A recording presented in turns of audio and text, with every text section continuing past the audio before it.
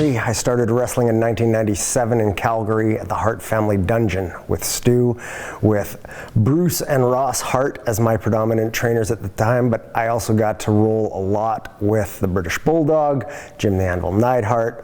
Bad News Allen was also a key coach at that point in time, and I had a lot of experience working with people from all over the world because the dungeon was about the pinnacle of wrestling training. Training in the dungeon was probably the toughest thing I've ever done. I'm ex-military, I played college football, I did all of that kind of stuff, fairly high level.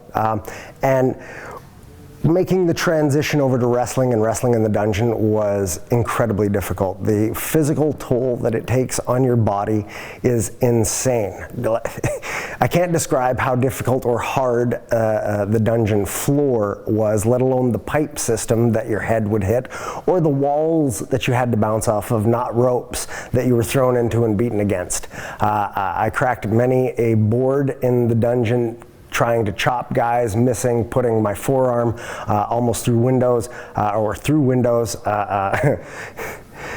Easily the most challenging thing I've ever done in my life. And experience-wise, people don't understand. They like to say, oh, I trained with, and then the name they say that they trained with is somebody who's been nowhere and done nothing.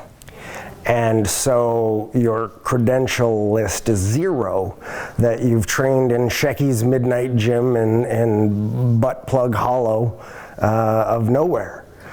Whereas I sat for 6 years and watched the cream of the cream of the cream of the crop come through the door and quit a lot of the time. Guys didn't make it 10 days, not even like 5 days was a stretch for a lot of people. I saw people pay thousands of dollars to come and show up for 1 day and then leave because it was too hard, right? Oh, it's too challenging, oh, it's too tough.